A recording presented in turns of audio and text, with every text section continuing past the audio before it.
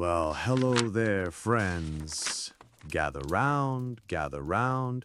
You're listening to Forgotten Stories, where we dig up the tales time tried to bury.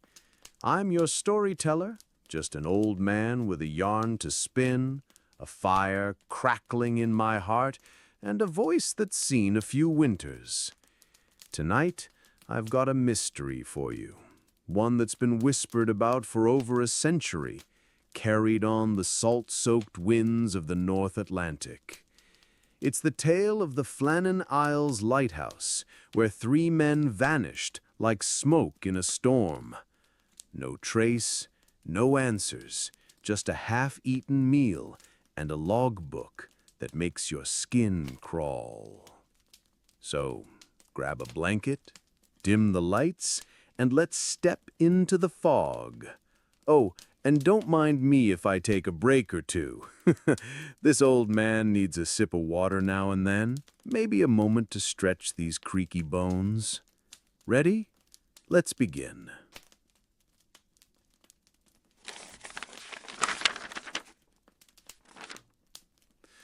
Picture this, December 1900.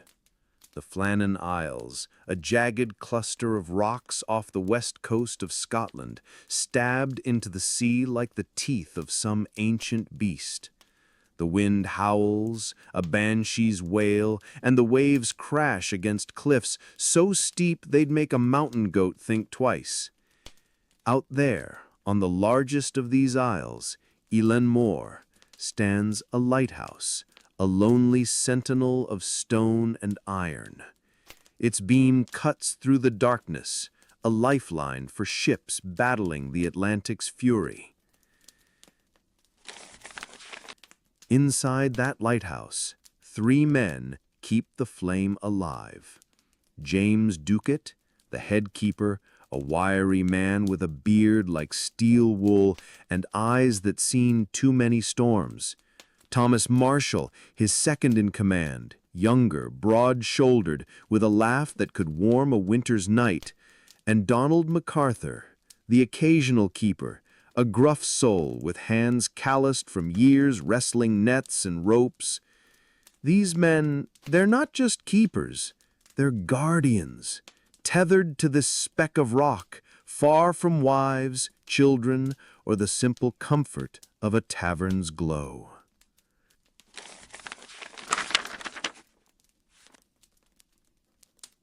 The lighthouse itself is a marvel, built just 2 years before, in 1898, by men who hauled stone up cliffs under gales that could peel the skin off your face. The tower rises 75 feet, whitewashed and sturdy, with a spiral stair that creaks underfoot. Inside, there's a keeper's room with a small table, a coal stove, and bunks stacked like shelves. The air smells of oil, salt, and damp wool. Up top, the lantern room hums with the great Fresnel lens, its prisms catching the flame and hurling light across 20 miles of sea. But the island? It's no paradise. Eilean Mòr is barely half a mile long, all grass and guano, with gulls screeching like they've got a grudge against the world.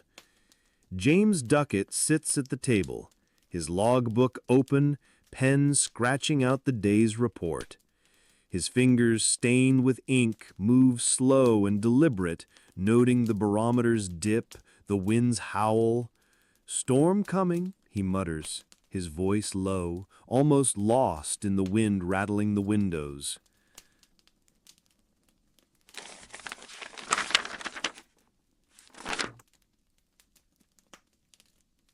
Thomas, polishing a brass lamp, glances up. "Aye, James, but when isn't there a storm out here?" His tone is light, but his eyes flick to the window, where the sea churns like a cauldron. Donald, hunched over a tin mug of tea, says nothing. His shoulders slump, heavy with the weight of being the odd man out, called in to cover for a sick keeper. He misses his wife, his hearth, the smell of fresh bread. 3 weeks on this rock, he thinks, and it feels like 3 years. The lighthouse is their world, a tiny bubble of order against the chaos of the sea. But out there, beyond the glass, something waits. Something older than the cliffs, hungrier than the waves.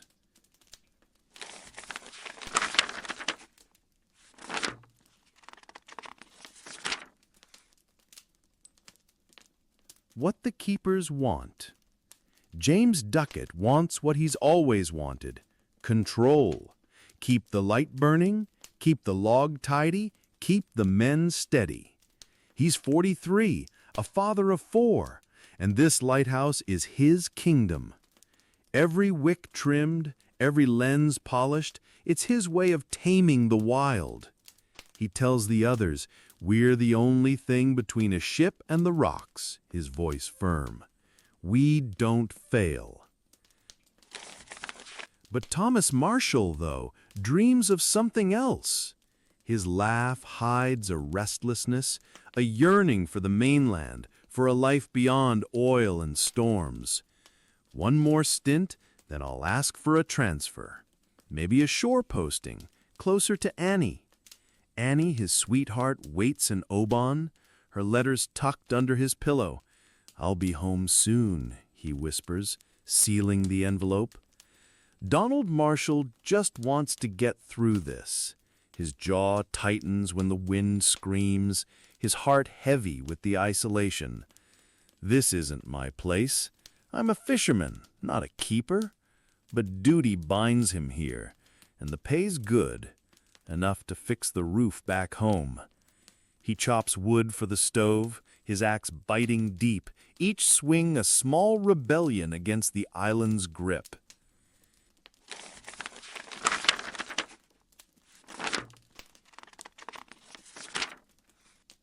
December 15th, 1900. The logbook tells us the storm hits hard. The wind's a beast now. 70 knots, maybe more, tearing at the lighthouse like it wants to rip it from the earth.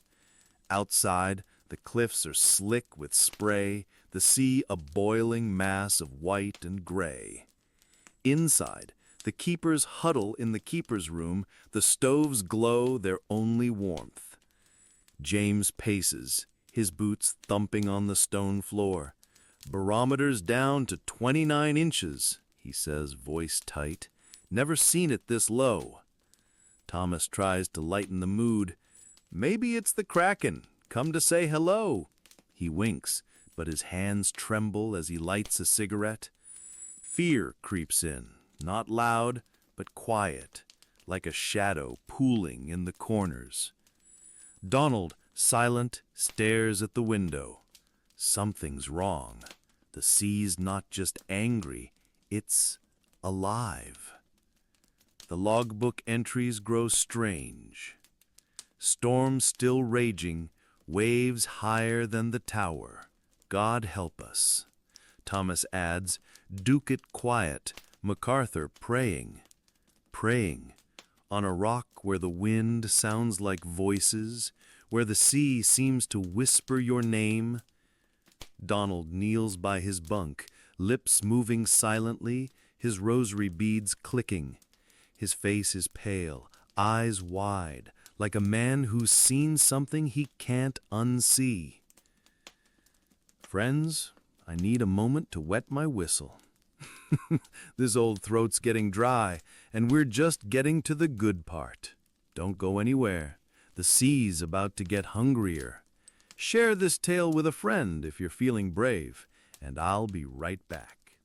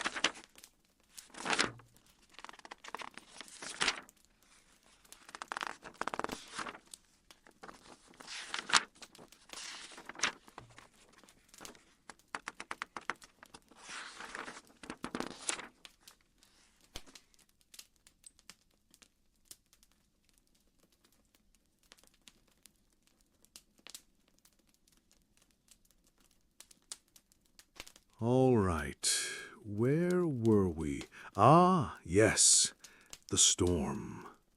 December 16th, the storm doesn't let up. For 2 full days, the waves pound the island like a hammer on an anvil. Ships out at sea report monstrous swells, walls of water so high they blot out the horizon. And yet, through it all, the lighthouse keeps burning. Someone's up there, trimming the wick, refueling the lamp. The flame doesn't falter, not yet. But then, December 20th, the light goes dark.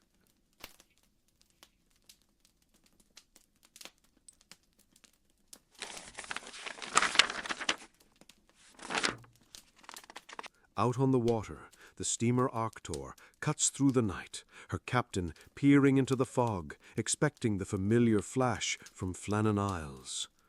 Nothing, just darkness. A ship that size depends on that light.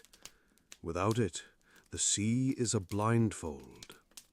The captain reports the failure when he docks, and by Christmas Eve, Trinity House, the board that oversees lighthouses, orders a relief vessel, the Hesperus, to investigate. But storms keep the ship at bay. It's not until December 26th that Captain James Harvey finally reaches Eilean Mòr. The first signs of trouble.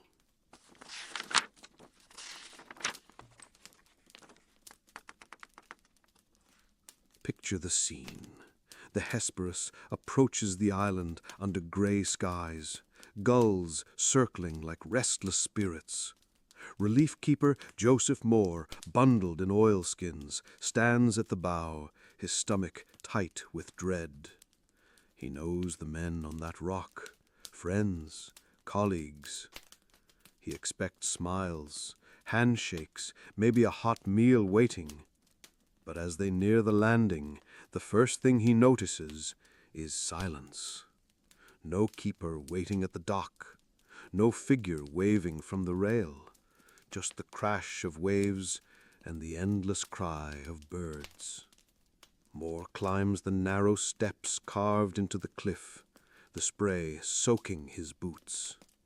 He reaches the door of the lighthouse. Locked. He hurries around, finds another entrance. This one creaks open, hinges groaning like something half asleep.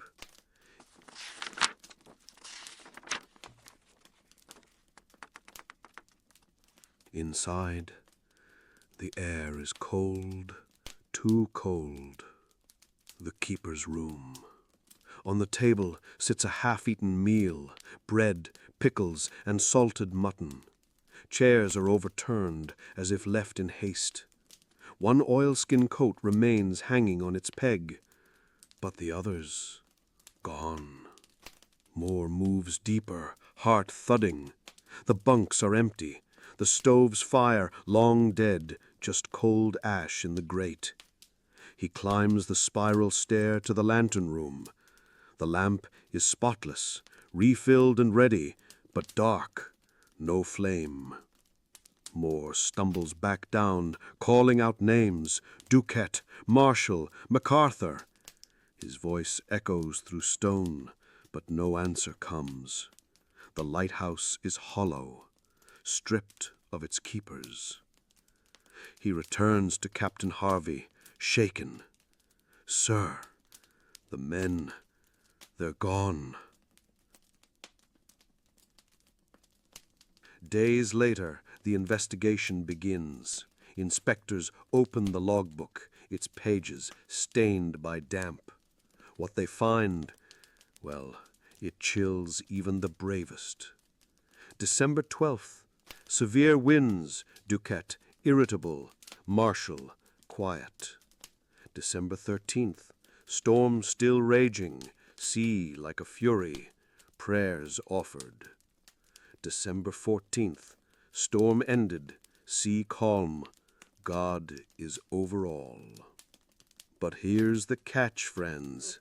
Lean in and hushed voice. No storms were reported on those dates. The skies were calm, the seas steady. Ships passing nearby noted nothing unusual, which begs the question, what storm were they writing about? Theories begin.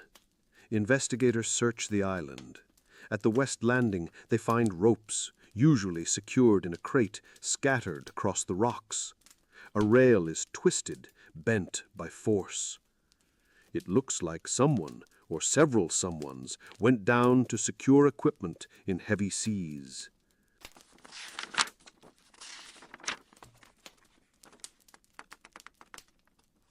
The official report suggests this. Ducat and Marshall went to the landing, maybe during a squall. MacArthur, known for his temper but also his loyalty, rushed out to help without even putting on his coat. A rogue wave struck, sweeping all three men into the sea. But here's the thing, friends. The talk of phantom storms in the logbook, the uneaten meal on the table, the locked door, and the light burning faithfully until the 15th, then snuffed out. Too many pieces don't quite fit. Sailors are a superstitious lot, you know. Whispers spread like wildfire. Some say the men were taken by the sea goddess, angered by their trespass. Others claim the island itself is cursed. An old druid's altar still stands among the grass after all. There's even a tale that a giant bird, a phantom of the cliffs, swooped down and carried them away. And then there are the darker theories. That one keeper killed the others in a fit of madness, that he buried them in the peat bog or tossed them into the waves before taking his own life. But no bodies were ever found, no blood, no signs of struggle, just emptiness. Tell me, friends, doesn't that emptiness sometimes feel louder than the truth? The human cost. Back on the mainland, families waited for answers that never came. James Ducat's widow left with 4 children and no explanation. Thomas Marshall's sweetheart, Annie, who'd been waiting for his return.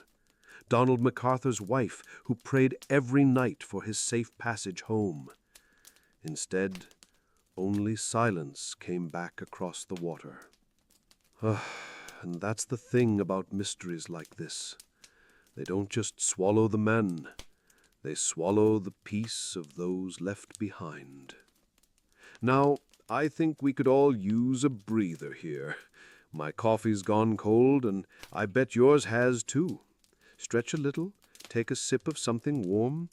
When we come back, we'll wander through the stranger theories, the ones that make you shiver a little when the wind howls at night. Stay with me.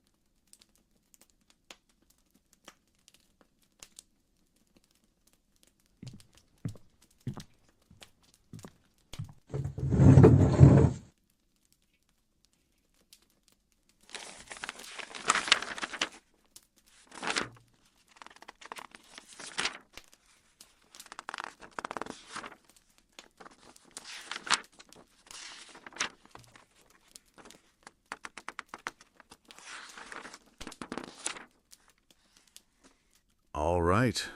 Welcome back, friends. Got your drink? Good.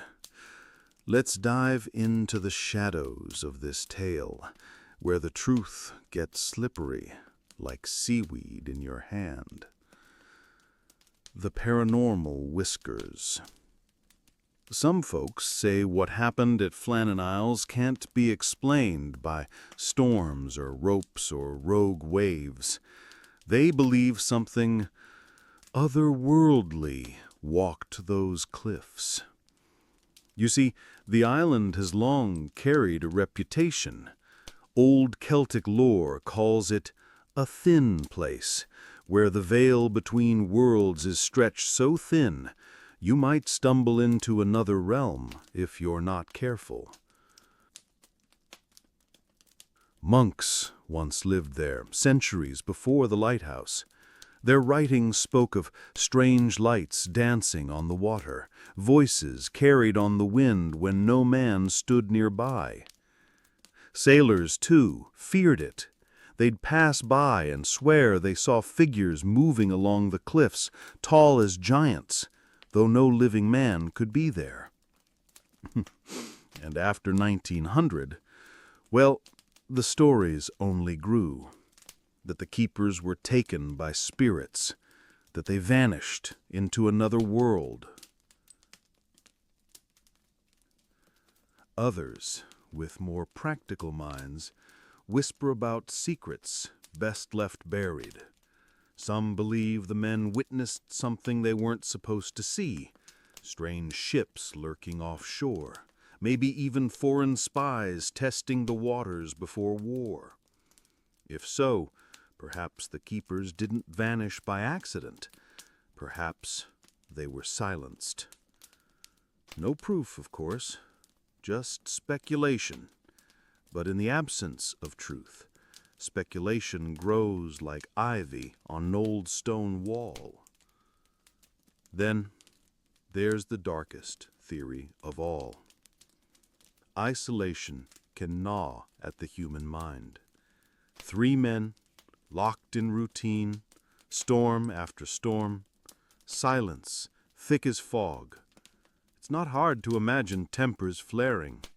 One harsh word too many, a shove, a slip, a scream, swallowed by the wind. But still, no bodies, no trace, just vanishing.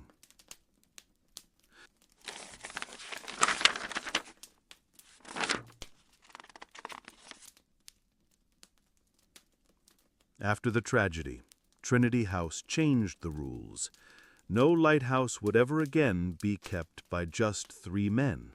Always 4, so if one was injured, another could go for help. A rule written in the ink of sorrow. Even today, sailors talk of the Flannan Light. Automated now, no human hand tends it. But some swear, when fog curls around the tower, you can still see shadows pacing the lantern room. And if you listen closely, a voice calling names into the wind. You know, I think that's what keeps this story alive. It isn't just the mystery of 3 vanished men. It's the reminder that no matter how strong we think we are, nature, and maybe something beyond nature, can still humble us. I like to imagine, though, that wherever those keepers went, they went together. 3 friends facing the unknown side by side. Well, my dear dreamers, that's the tale of the Flannan Isles Lighthouse Mystery. A story of storms, silence, and shadows that still linger more than a century later. If you're like me, you'll probably find yourself listening a little harder the next time the wind rattles your windows at night. Who knows? Maybe the sea carries secrets we're not meant to solve. Thank you for keeping me company through this long fireside tale. If you enjoyed our time together, don't forget to subscribe. Tap that little bell so you don't miss the next story, and share this with someone who loves a good mystery. Until we meet again, take care and keep a light burning. You never know who might need it.